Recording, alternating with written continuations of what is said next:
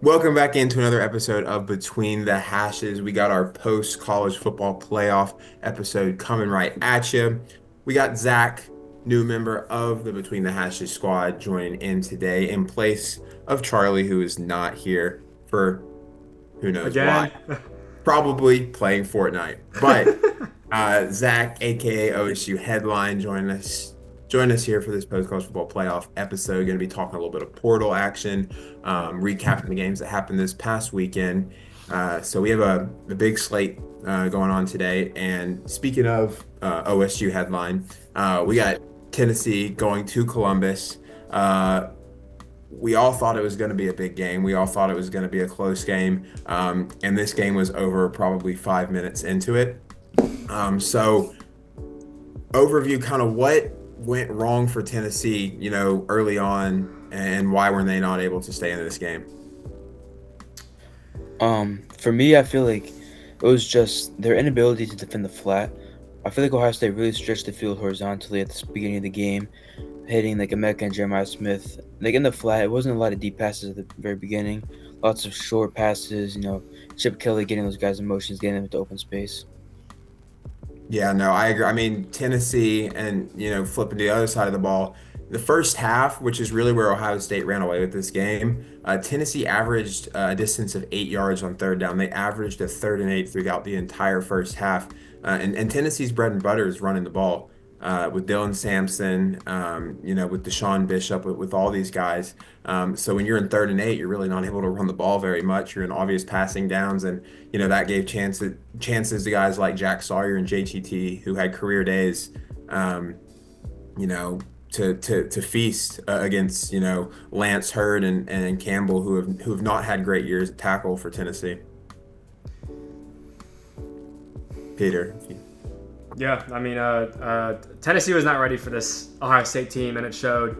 I give almost all of the credit for this game to Ryan Day and Chip Kelly, who have executed their season plan perfectly, from what I've heard at least. I mean, I heard somewhere, it might have been one of you guys that said Ohio State was waiting to be aggressive.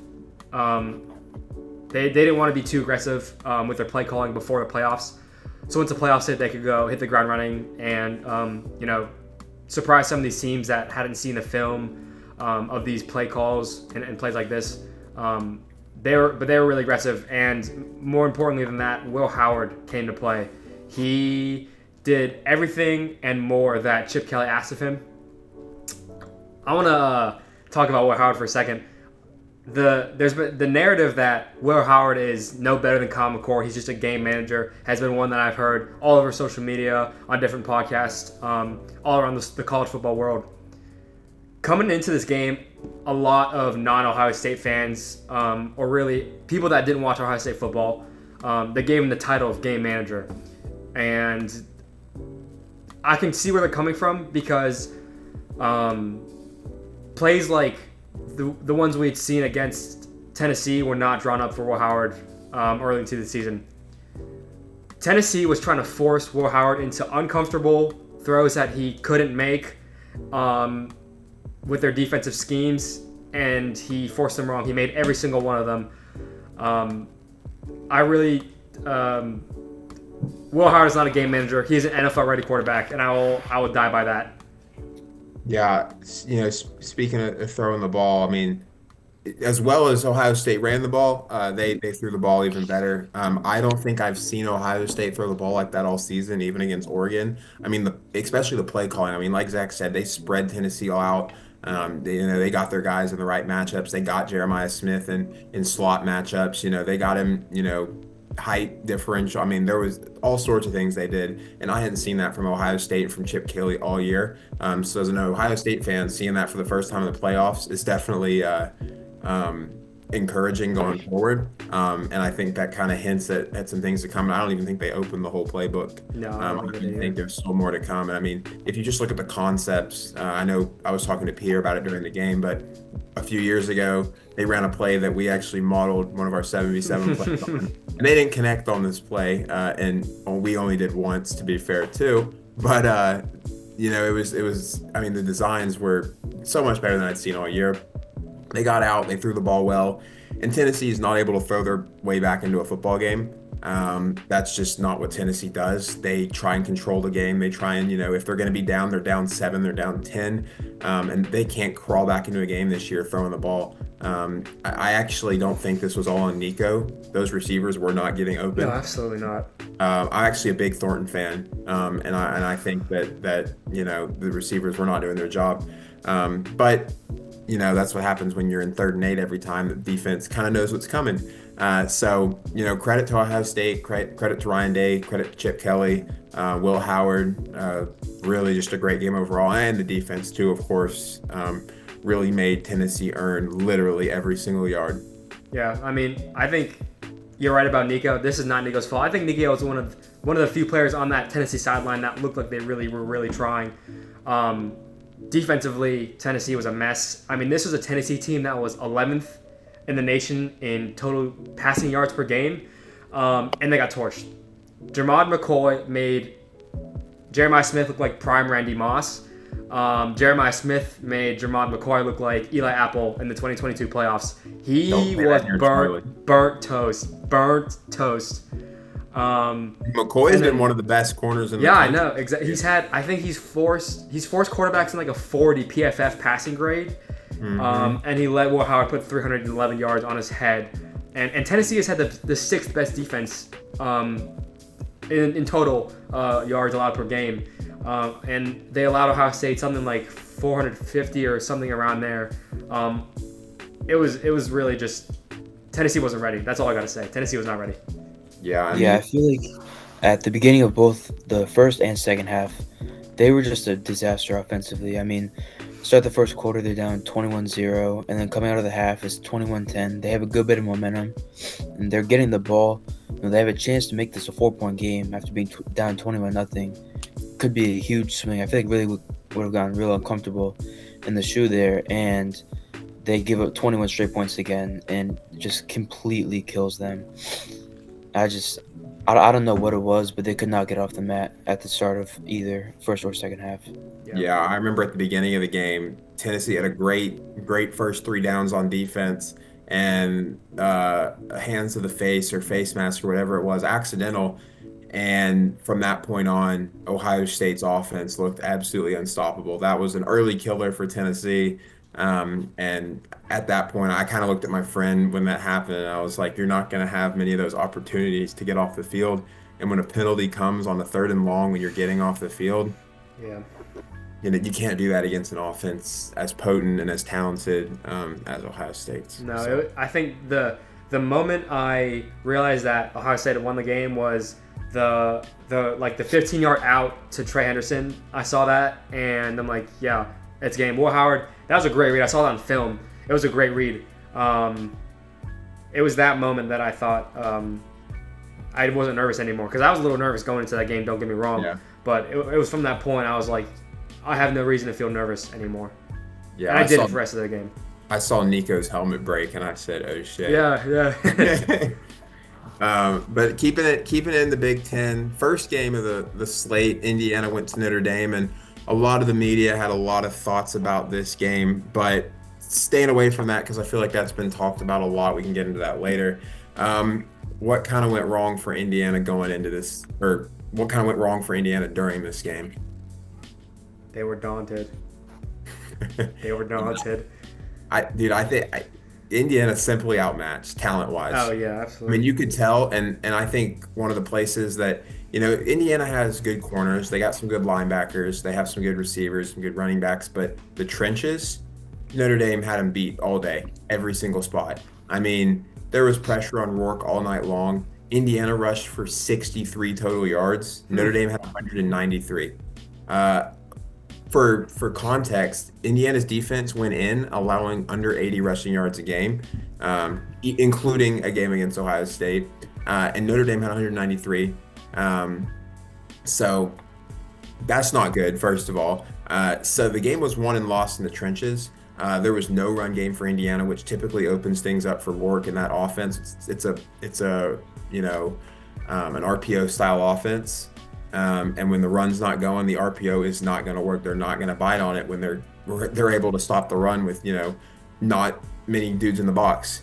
So this game was over real fast. I mean, consistently stopping Indiana's run game. It was, and Indiana couldn't stop the Notre Dame's. It was over, and I probably could have told you that was going to happen going into the game. I picked Indiana just because I go there and I wanted to see them win, but this was I mean, in the trenches, this was a complete mismatch. Yeah, I mean, it's hard when you're bringing a bunch of kids in from a group of 5 school and a school like James Madison. And I'm from Northern Virginia. I know the type of players that go to James Madison, and you don't get 4 stars. You get high 3 stars, low. You get unranked players, like you get a lot of 2 stars, 1 stars, like no stars. Like you get a lot of those guys that are. You get a lot of Power 4 transfers too. Yeah, you get a lot of power, like bench warmers from Power 4 schools, and you get a lot of guys that JMU is their only Division 1 offer, and maybe they have a bunch of Division 2 offers from higher caliber Division 2 schools. But the type of guys that go to JMU are not the same guys that go to Notre Dame, and so when you bring those type of guys in, 3 stars in the portal because of the play at James Madison, you're not going to beat a team that is consistently bringing in high 4 stars, 5 stars, high 3 stars. Those type of guys. So yeah, like you said, they're absolutely outmatched and outmanned this game. Jeremiah Love put on a rushing masterclass, as did their offensive line. I saw that one rush. It was like the long rush that Jeremiah Love had that game. I turned the game off after that point. I didn't feel like watching it anymore. But yeah, outmanned, simply outmanned. Yeah. Yeah, to me, I mean, Jeremiah Love's 98-yard touchdown after Rourke's pick on the 2-yard line. I mean, that's really where I felt like it just completely, the train came off the tracks for Indiana. Yeah, I think. I mean, you could tell like after that, mentally, that destroyed them. They had a really good drive going. I mean, they're down at like the 15-yard line, and Rourke fires for the end zone, overshoots his man, and he tackled at the 2, and then first play, 98-yard touchdown. I mean, that's such like a demoralizing blow to take. It's so hard to recover something like that. And I mean, after that, Notre Dame just had their way for the rest of the game. I mean, it got close at the end, but it was not nearly as close as that score shows. Yeah, I was talking about. I mean, I think if Rourke doesn't throw that pick there, it could be a little bit different of a game. But I mean, it just looked like he rushed that. I mean, I get hurrying up, but that throw looked forced. That throw looked rushed. I mean, he didn't take his time after a big explosive play too. So yeah, I just think Indiana just. Those Notre Dame players, I think they've been in a few more bigger games, and they kind of know. Marcus Freeman has coached in bigger games than Signetti. Well, as a head coach, so bigger implications, games with bigger implications. So it was just and credit to the environment. I was actually shocked by that. Oh yeah, it was crazy. The game day set, like the nighttime touchdown Jesus. I mean, the whole like where they walked in the stadium, incredible atmosphere. That was honestly probably might have been my favorite atmosphere for any of the playoff games this weekend. Super sick, loved it.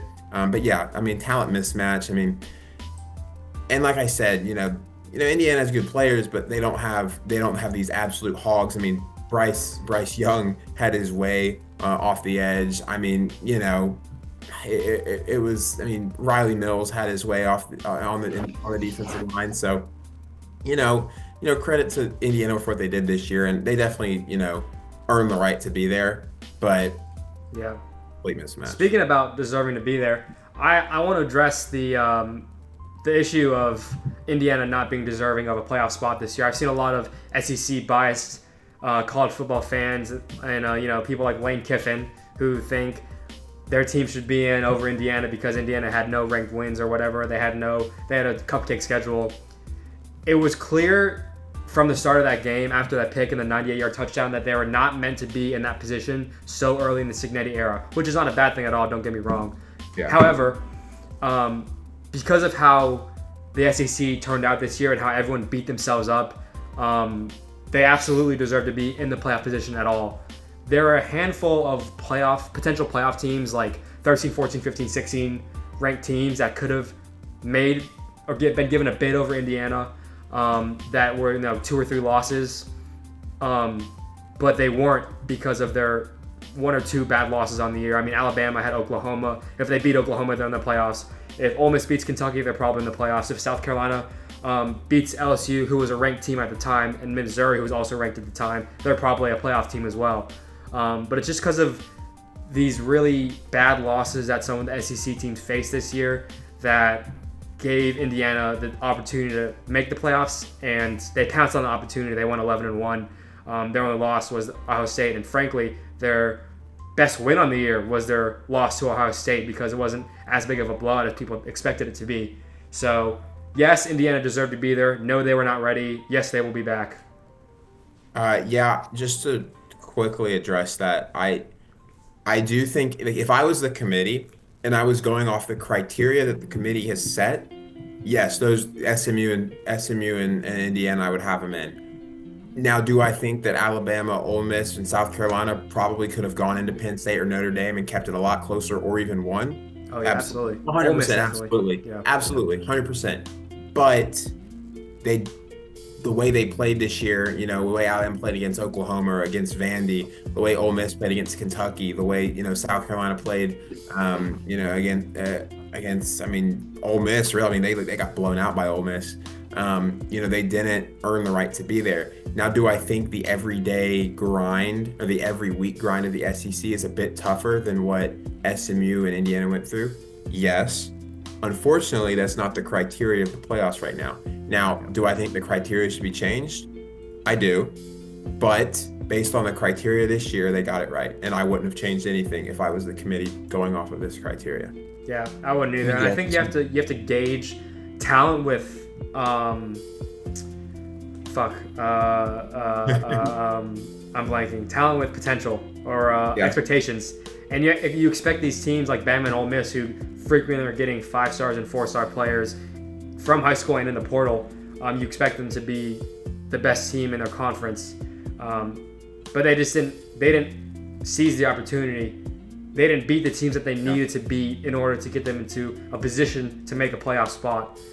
Like Indiana did. And yeah, Indiana didn't play anybody great, but they beat the teams that they needed to beat. All they can do is win the teams that are on their schedule and look forward. That's it. They can do what's given to them. Yeah, I agree. To me, I feel like playoff games shouldn't prove or disprove whether a team should have been in or not. To base off like your whole argument about whether a team should be in off of just this one singular game, to me, does not make sense. A lot of these games are, just a few plays away from completely turning on their head. Even these blowouts, like we'll talk about later with SMU. That first quarter was a disaster, but you take away a couple of those plays, that could have been a completely different game. So I feel like to just go out there and say X, Y, and Z teams did not deserve to be in over X, Y, Z teams just because of the playoff game, that just doesn't sit right with me. I feel like that shouldn't prove or disprove whether a team should have been in or not. Yeah, I agree. And like I said, they got it right this year based off the criteria. But I do think that some adjustments need to be made, especially with seeding and whatnot. But that's obviously another conversation that we'll probably have later down the road. But speaking of what Zach just mentioned, SMU went into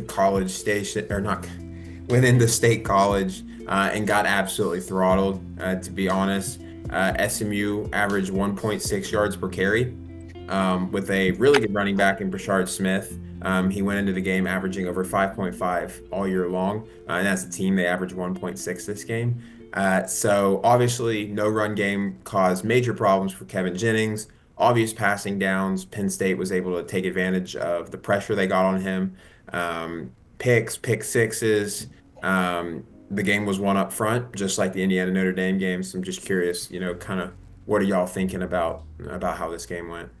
Well, first and foremost, I need to apologize for the Kevin Jennings glaze that I partook in our last episode. I was really high on him, and I still am. I think he can be a good quarterback, and I know he's a good quarterback. I also want to apologize to Penn State fans for thinking SMU had a chance in this game. It wasn't close ever, even with the garbage time touchdown that they scored or whatever. This game was really highlighted by Penn State's defense. Like you said, they had pick sixes. They had 3 of them, or 2 pick sixes, 3 picks, 3 sacks, and 11 tackles for loss. They on top of only allowing 10 points, 7 of which came in a garbage time touchdown, whatever. Dominic DeLuca was great. He was really the emphasis of that defense. He was 2 of our guys' player of the week this week. I don't really need to talk about him. We already have highlighted his performance. the offense did their job for Penn State. They, as per usual, leaned heavily into the rushing attack, which forced Drew Aller into a game manager, which isn't a bad thing because Drew Aller can do that. He can be a game manager.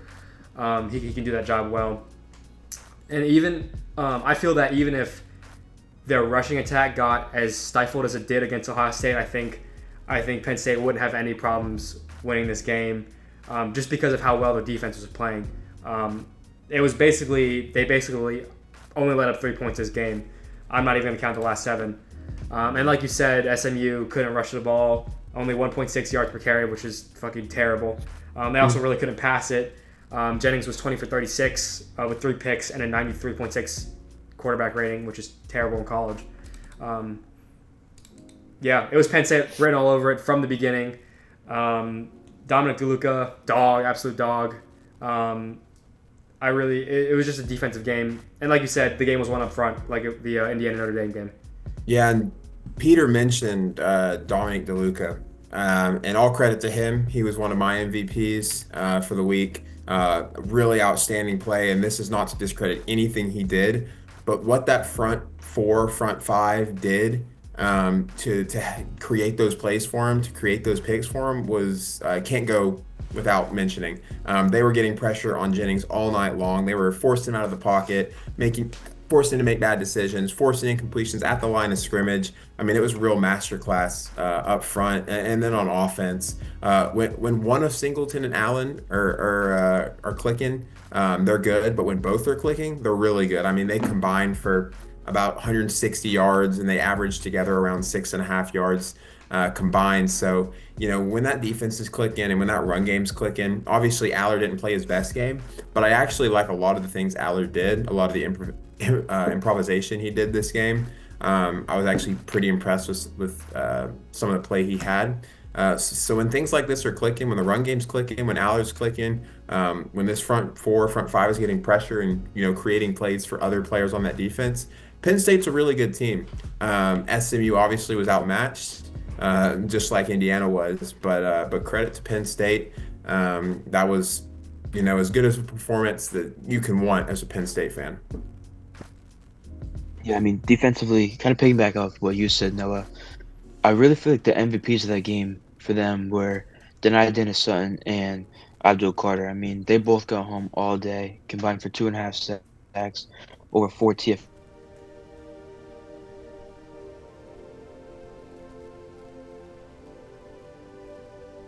Hello? Yeah, he died. TFLs. What just happened? You're like, can you hear us? Hello? Yeah. I think you're like cutting in and out. God damn it, bro.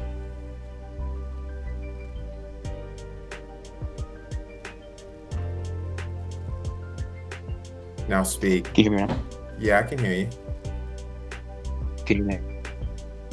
Just like, I don't know, maybe like hold whatever you're talking to up. I'm not sure.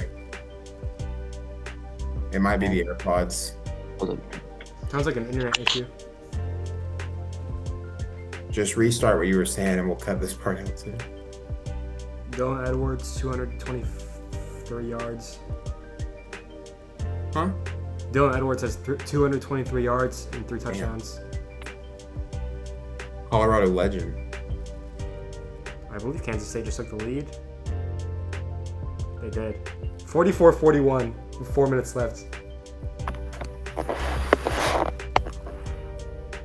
You there, Zach? Can you guys hear me? Yep. Is it better now? Like Much roughly? better. Much better. All right. Just start with like the piggybacking part. All right. Whenever I'm ready. Yeah, you Yeah. do. All right, so to piggyback off what Noah said, I mean, defensively, DeLuca and those corners, they played great, but I feel like the real MVPs of that game were denied Danny Sutton and Abdul Carter. I mean, they were getting home all night long. Over 2.5 sacks for both of them, 4.5 TFLs combined. I mean, they played fantastic all night. They really just, Penn State just sent those guys and really dared SMU to throw the ball on them and forced Jennings into some really questionable decisions. And then offensively, I mean, they got their ground game going, and they didn't need Allard to be Superman, and he wasn't. And that's like the picture perfect formula for them, in my opinion. They just need Allard to sit back and do what's asked of him, and just really let Allen and Singleton just take over.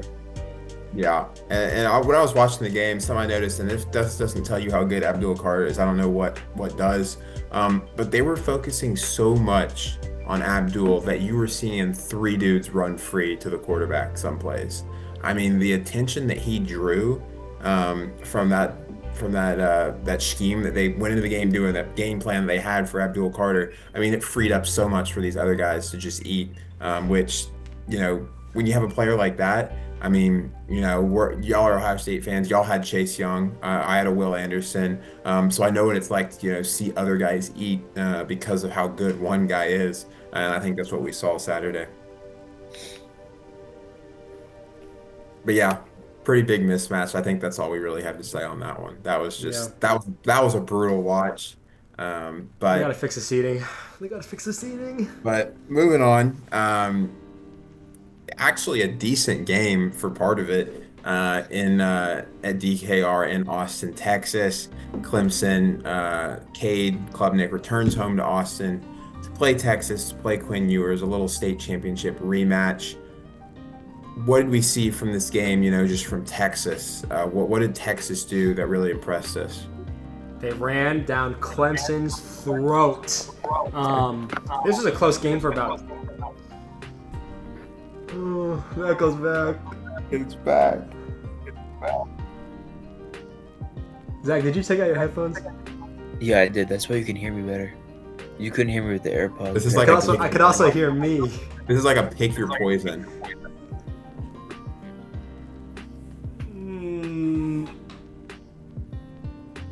Here, take them out again. They are out. That's They why I are can hear Oh, me. put them back in. Take him out when I'm talking, basically. Yeah, that's fine. Yeah, that All right, works. just restart from the transition into the Clemson. Yeah, I got you.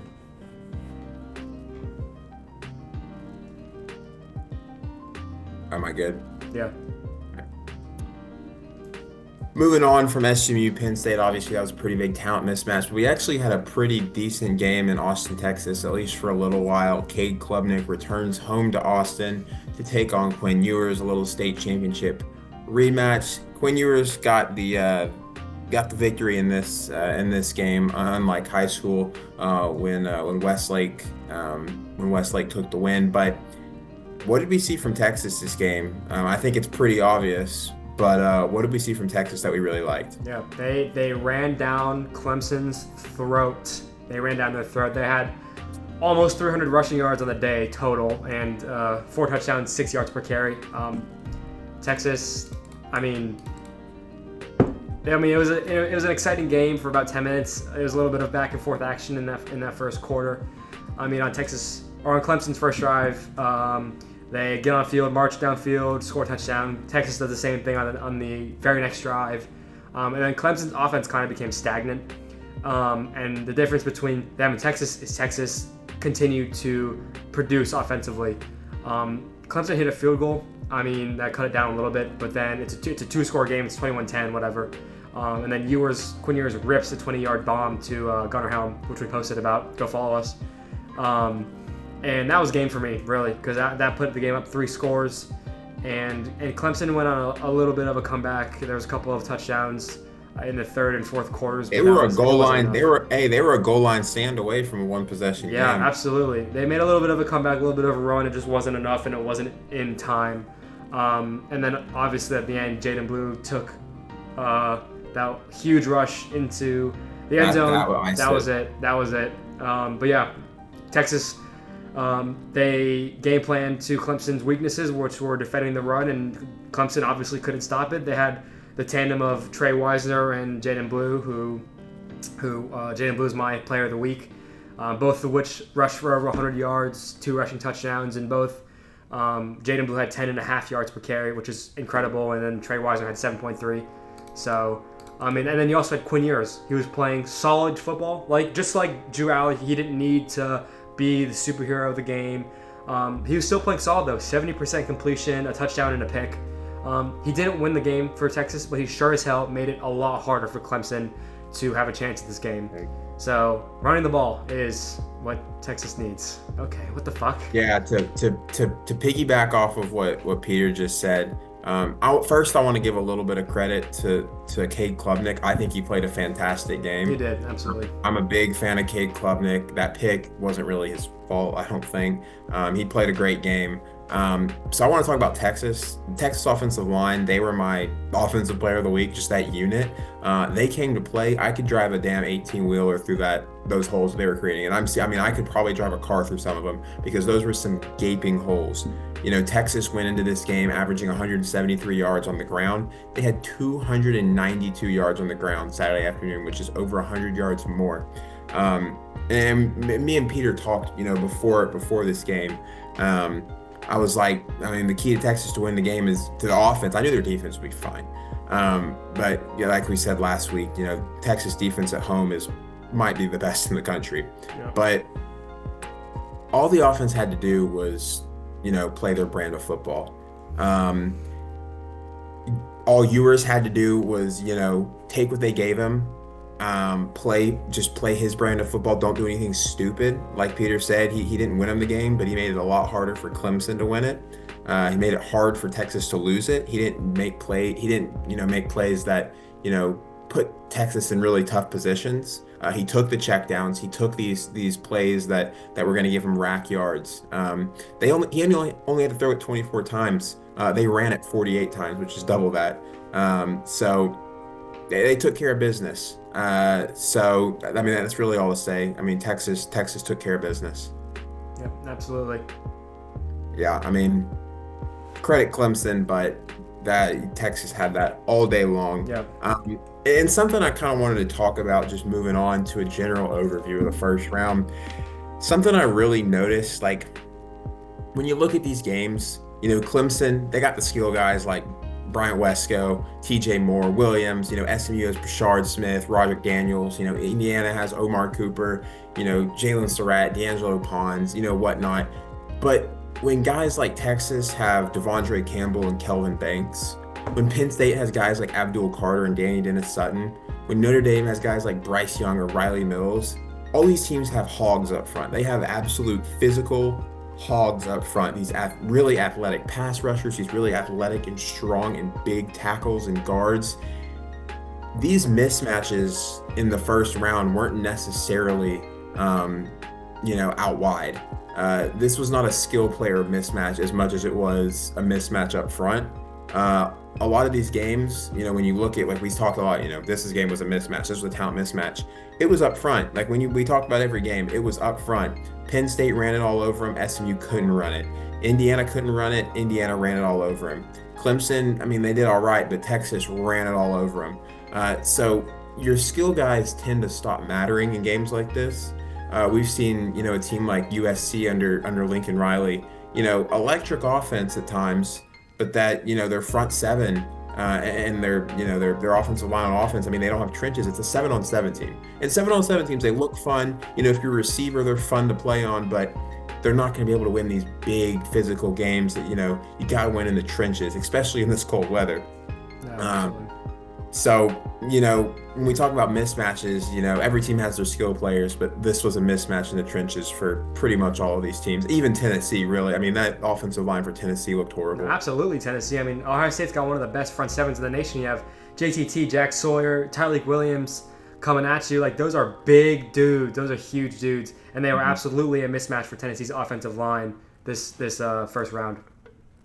So, moving on, college football playoffs, first round concluding, and kind of during the playoffs, we've had the portal going on, and it's bumping like it always is, especially, in this new era of college football with, NIL, and just everyone seems to be in the portal at some point. It's hard to find a player that hasn't been in the portal.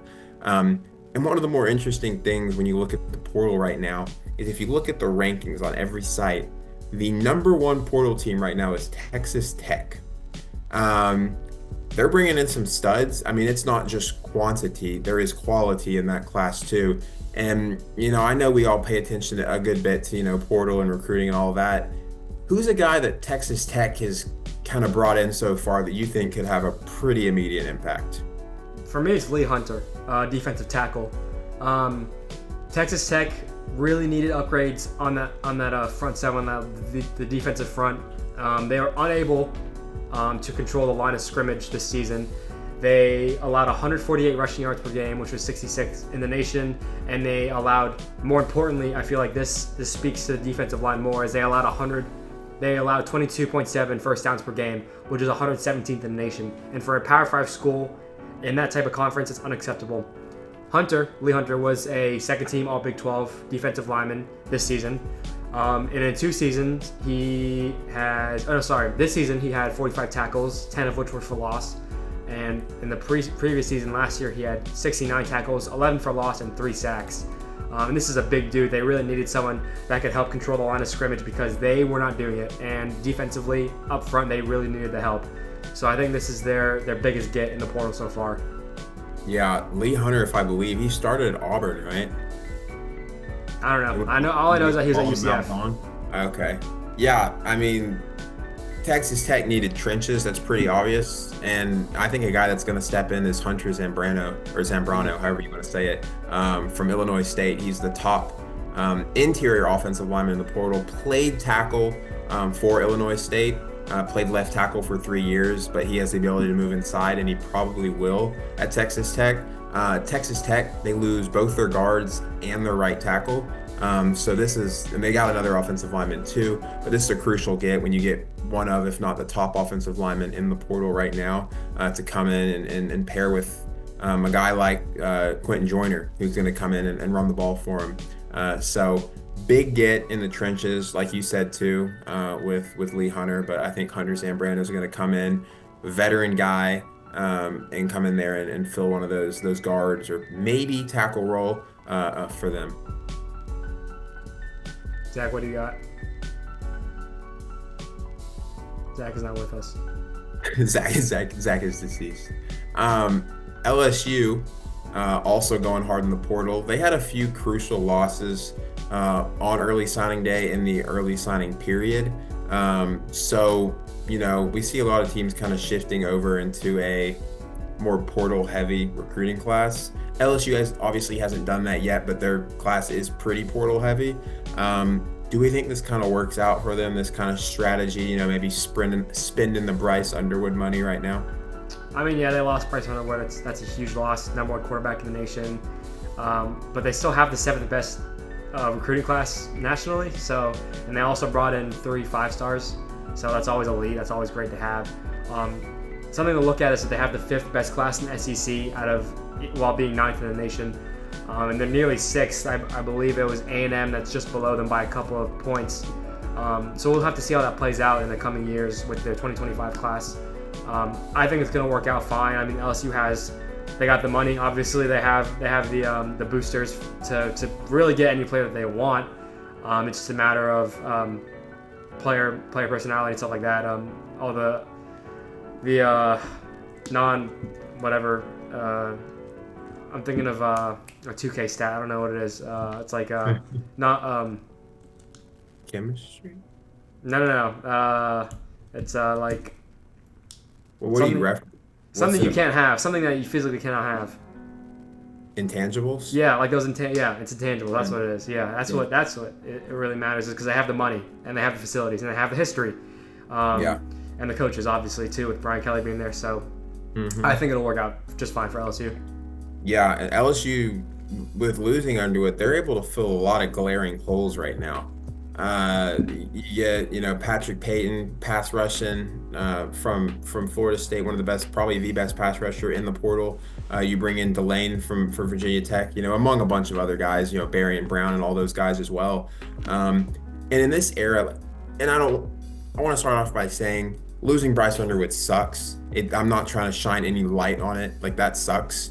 But in this era, when you can go out and you can drop a decent amount of money on a portal quarterback, a good portal quarterback, to come in for a year or two, when you're able to fill these other roles with that money that Bryce was going to get, it's not the worst thing ever. It sucks, to not have Bryce, but if you're looking on the bright side, you can spend this money on other guys while still going to get a quarterback in the future, and you still got another year of Nussmeier. Yeah. So Bryce Underwood probably wasn't going to start this year anyways. And I'm not an LSU fan, so I'm not trying to cope or anything. But if you look at it from this perspective, you're LSU, you have a big brand, you have a lot of money. I think they're going to be all right. Yeah, they're going to be just fine. I mean, the difference, like you said, like between one of the biggest differences in my eyes between NFL and NCAA is that if a team has one glaring hole in a position and they need to win now, and if they don't fill that position, they will not win now. That's something you can do in college. I mean, look at Ohio State. They were a quarterback away from probably being national champions last year, and they got their guy, Will Howard. So we'll see. And like, I'm trying to think of another player that, like Joe Burrow, I guess, was another one. Ohio State to LSU. They wanted to win now. They won now. They won in 2019. So that was another example of that. So yeah. Yeah, I mean, definitely freed up some money for LSU. Sucks to lose him, but if Nussmeier plays well next year, like I think he will, and you're bringing in all these guys, it could end up being decent for him. So you never know. Yeah, they're gonna be fine. We got a lot of quarterbacks in the portal as well. Speaking of, Nussmeier and Underwood, a lot of quarterbacks have found homes so far, and there's always the talk about, well, this quarterback fits in well here, this quarterback doesn't fit in well here. Who's gonna go where, but who in your eyes is the best fit? So like quarterback who's committed, where do you see the best fit right now? It was pretty easy. I really didn't have to think about this too much. I thought John Mateer was a pretty obvious choice. I mean, he's following Ben Arbuckle, who is going to implement a system that he's already familiar with, so it's pretty much going to be plug and play with the offensive system. And he's also following one of his old quarterback coaches, who is now an assistant quarterback coach and offensive analyst at Oklahoma. So it's like he doesn't really have to adapt to anything. He doesn't have to change much. I mean, it's like I said, it's plug and play. He's going into a system that he's already done and succeeded at. Mm-hmm. Yeah, and then to add on to that, they will lose a lot of receivers in the portal, but they also picked up 3 guys. So, I definitely think Mateer at Oklahoma, I agree with that. I think it's a good fit. I kind of went a little unorthodox, but I strongly believe in what I chose. I think Connor Weigman going to Houston is going to be great for him and for Houston. I think it's going to be a fresh start for him. I think he kind of got the short end of the stick at A&M. The only way A&M was really going to win games this year was with a running quarterback. That kind of just fit their system better. A&M, if you look at who they're going after in the portal right now, you can just tell their receivers this past year sucked. The receiver play was terrible. It was not good. Coaching, player, not trying to call player suck, but it wasn't great. So when Connor Weidman's strength is accurate passes and rolling out of the pocket and finding open guys, and he's not able to do that because his receivers aren't getting open, it's not going to work out. But when you have a guy like Marcel Reed who plays a different style of football, is able to run it, it benefits guys like Le'Veon Moss and Amari Daniels more. You're going to play that guy. He gives you more abilities to win in that kind of offense. So I think by going to Houston, he's going to be playing with a guy like Willie Fritz. And I love Willie Fritz as a coach. He inherited a really bad situation at Houston. But Houston, they're bringing in Amari Thomas from UAB, who is their leading receiver. They're bringing in 6'3" Harvey Broussard from University of Louisiana. I do think this is a marriage that's going to work out in Houston. I think more than anything, like I said, it's a fresh start for Weigman. He went through a lot of crap at A&M, and I think here he's going to have better schemes. He's going to have better receivers. They're going to play to his strengths. They're going to have moving pockets and whatnot. So I like this fit for Weigman a lot in Houston. That's a good one. It's a good pick. Yeah. Speaking of kind of fits, I guess, when you look at kind of people or teams, who need certain positions, more than others, who's a team that you think has addressed an issue so far better than others? Just a team that's kind of really done a great job of just addressing a glaring need. I might be a little biased when I say this, but I think Indiana bringing in Fernando Mendoza is huge for the program. Yep. They're losing Taven Jackson to the portal, and obviously Curtis Rourke is on his 6th year, so this is his last year of eligibility. That I man is mean, married. yeah, yeah. He is married. He has a family. Indiana, though, they are a team that is looking to compete for Big Ten championships. Hopefully, maybe not next year or the year after, but eventually one day with Kurt Signetti on his 7-year extension that he got. Hopefully, they will be contending for Big Ten championships and playoff spots for the foreseeable future. So they really, I think, like I said earlier, the great thing about college football is you can bring in a guy to win now, and I think that's what Indiana's doing. They're bringing in a stopgap quarterback in Fernando Mendoza to be there and hopefully recruit a 4-star, higher 4, maybe a lower 5, which I think is unlikely, but it's still not. There's still a chance. I think Mendoza is going to be that guy. I've seen some of his film and some of the interviews he's done with reporters, and he has a lot of character. I'll tell you that. And he wants to win, and he hates losing. So that's what we want in a guy. I think he's going to be really good at Indiana and under Kurt Signetti. Yeah, no, I agree. And speaking of Indiana, just kind of going a little with that topic, they also bring in Mekhi Jackson, who had 745 receiving yards and 5 touchdowns on 46 receptions at App State this year. At receiver, who's going to be a guy to replace guys like I think Miles Cross, who's leaving.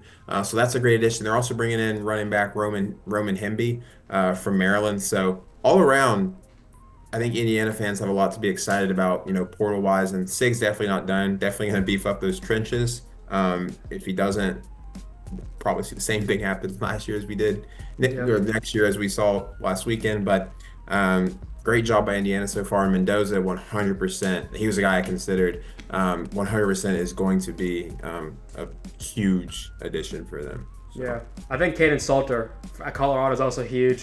He's another stopgap kind of guy because they have Julian Lewis obviously being behind him, who I think he was going to start next year, barring a transfer. But then they got their guy with Caden Salter, who I have said this many times before. He's Bryce Young. He's literally Bryce Young, and he's so fun to watch. So I think it's a different kind of fit. He's not Shedeur Sanders. He's not a pocket passer by any means, and he's smaller than Shedeur, and he has a weaker arm than Shedeur. But what he loses in the air, he makes up for on the ground. So we'll have to see how Dion builds his offense around this dual threat quarterback, which he's never had before in college. Yeah, I think, funny enough, I think Salter transferring to Colorado is probably one of the best things for Julian Lewis. Yeah. Julian's not going to have to go out there week 1, snap 1, and take that first snap. He's going to be able to kind of mature. I mean, you got to keep in mind this dude reclassed, so he's young. He's 17. Yeah. So he's going to be able to go out there, develop, learn. Barring anything crazy, might go out there and take over at some point. You never know what happens, but I think Salter. I don't want to call him a bridge guy because he's obviously a talented player, and Deion Sanders doesn't want to have a bridge year. He wants to compete every year. That's just who he is. But I definitely think for Colorado, for Salter, and for Lewis, I think for all 3 parties involved, that's a great fit and a great thing. Yep. I actually think it's a little unorthodox, like I did the other one. But Nebraska, they went out and got 2 really good receivers. They got Dane Key from Kentucky, who is their leading receiver. Dane Key has over 1,800 yards in 3 years with 14 touchdowns in the past 3 years, and over 700 coming last year, even with poor quarterback play. Poor quarterback play the past 3 years, to be totally honest with you.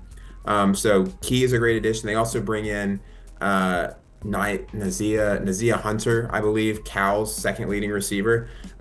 So they're losing guys like Isaiah Neyor and Jamal Banks, who are their 2 leading receivers and they're real playmakers. So going out and getting Key and Hunter, for Raiola to throw to is huge. They need playmakers out wide if they want to compete in the Big Ten.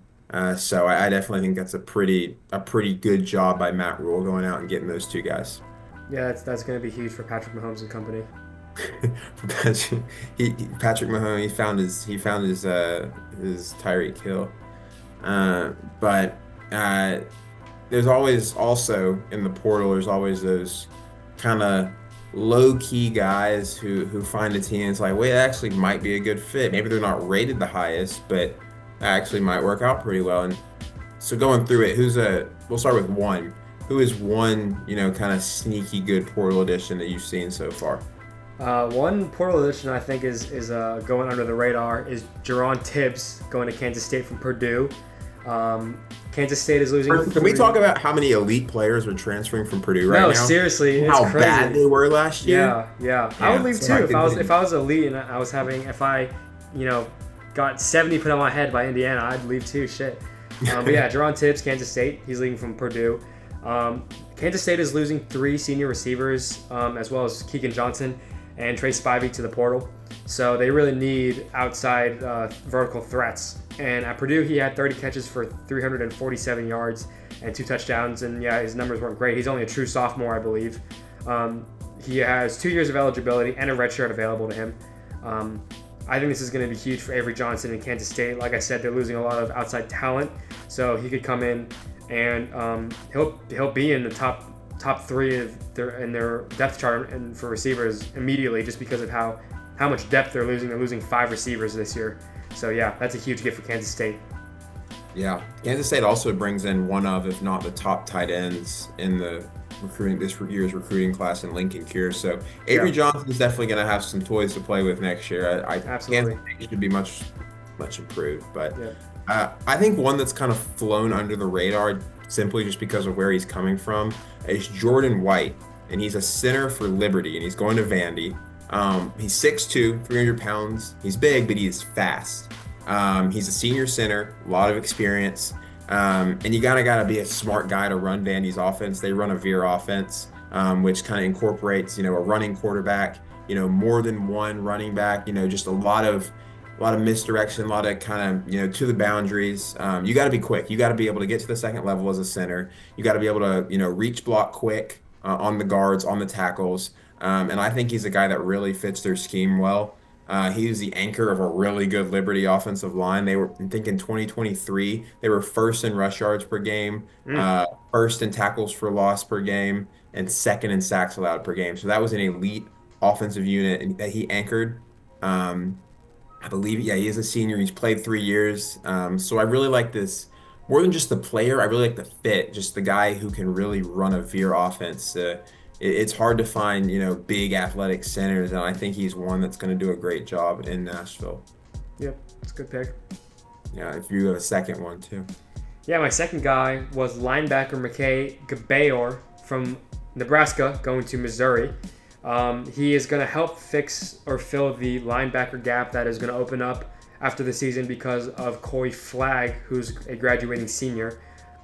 He can play inside and out. He can set the edge. He can play in coverage. He's a really big guy, really fast, really strong. At Nebraska, he had 73 tackles, 3 pass breakups, and a sack and a half. So he's a really versatile guy. I think this is a good get from Missouri, who, like I said, is losing one of their starting linebackers to graduation. So that's what I got. Yeah. I want to start this part off by saying the Miami secondary this year was terrible. It was not good. It was, I think they were, funny enough, they were one of the least thrown against secondaries in college football. Like, I think ranked 122nd or something. Yet they were ranked 58th in pass yards allowed per game. That's not good. That is not good at all. Charles Brantley from Michigan State, cornerback, transferring to Miami. In my opinion, one of the more underrated corners in the country. He was targeted 38 times this year, and he allowed 14 catches, which is about a 37% completion percentage for 149 yards total all year long. 3 picks, 7 pass breakups, and he was an honorable Big Ten team mention. I think he might have made it if he didn't get injured late in the season. I think he's going to be phenomenal for Miami. I think he's going to plug right in. I think he's going to be a guy that, obviously you got to compete for your spot in camp, but I think going in fall camp, he's going to be the guy at corner. I think he provides, that guy at corner for Miami. You can tell, 36% completion rate and only 14 catches allowed all year. Yeah. 38 targets is great, but only 14 catches allowed is remarkable. I think this is one that's kind of flying under the radar. But Michigan State's definitely going to miss Brantley next year, and I think Miami's going to be really, really grateful for his services. Yeah, so I think that just about brings us to the end of this episode. Obviously, a little weird. Zach popped in, left, not sure what was going on with that. Regardless, we appreciate y'all watching. Obviously, we will have another episode out shortly, kind of previewing the next couple games in the college football playoff, maybe some bowl games as well. As always, appreciate y'all watching. Had a great time talking portal, talking playoffs. Peace.